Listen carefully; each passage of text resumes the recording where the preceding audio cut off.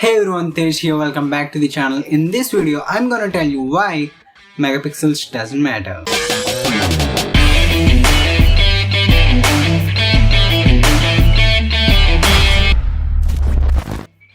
Okay, you heard it a lot of times, people saying megapixels doesn't matter, don't count the megapixels, but what does they actually convey? Does they mean higher megapixels means worst image quality, or is there any other factors that determine the image quality? Well, in this video I'm gonna explain you exactly that. So let's get into it. But before that, let's understand how a digital camera takes an image. So basically, when you hit the shutter button of your camera or your smartphone, the light enters into the camera module through an opening called aperture, and then that light entered will hit the sensor, which acts as a retina for the camera, and that light information captured by the sensor will be converted into electrical signals through some processing called image signal processing. So as you can see, the main player here is the light. And all the factors that we're going to talk about in this video depends on the amount of light being captured by the camera. The first thing that determines the image quality is the sensor and the pixel size. But what is the sensor? As I said, it is a component in the digital camera that acts as a retina for the camera. So it captures all the light coming from the subject, and then that light information is sent to the ISP to convert it into an image. This sensor contains millions of individual photosites called pixels that individually captures each detail of the complete image. And the amount of light captured by a single pixel is directly proportional to its size. So a bigger pixel will capture more light, hence more detail. So a sensor with larger pixels produce the better image, and the pixels to be of bigger size, the sensor has to be bigger. For example, a 1-inch image sensor will have a bigger pixels than a half-inch image sensor.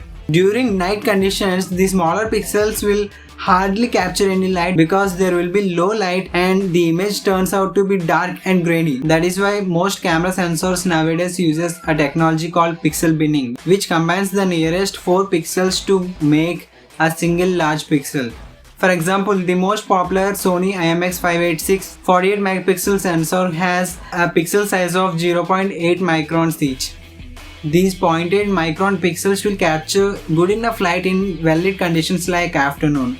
But in the dark, they struggle to capture any light. That is why they uses pixel binning to combine the nearest 4 pixels to make a single large pixel of pixel size 1.6 microns. This will capture more light into it, hence the images turns out to be well lit and detailed.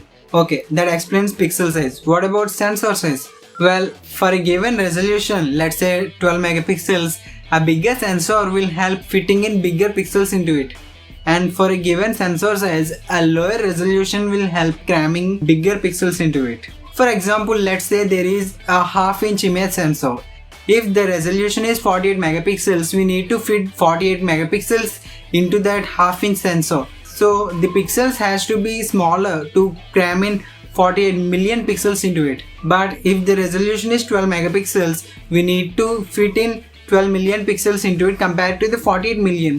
So to occupy the image sensor, the pixels has to be larger in the 12 megapixel sensor, whereas the pixels has to be smaller on the 48 megapixel sensor. So the lower resolution will be a benefit for given sensor size. That is what we saw in IMX586. It has a pixel size of 0.8 microns in 48 megapixel mode, whereas after pixel binning, the pixel size is 1.6 microns but with a resulting resolution of 12 megapixels.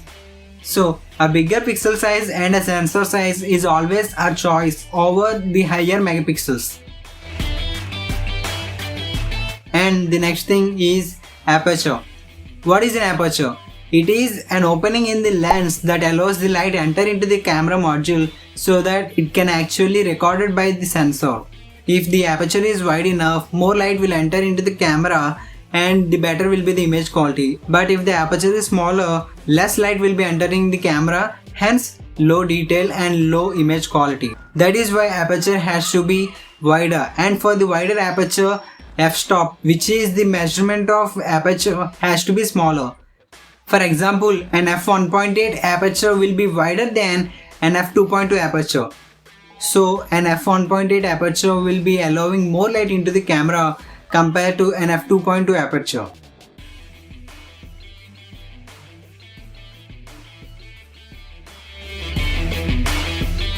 Okay, everything seems fine till now, but if you look at this data by Android Authority, we can clearly see that Google Pixels and the iPhones have the smallest sensors of the bunch, but they are said to be the best camera smartphones, right?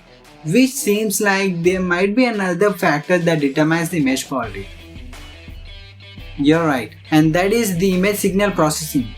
Okay, your camera captured everything at its best, be it the highlights, the shadows, the midtones, everything was caught perfectly by the sensor, and that has to be converted into an image through a process called image signal processing.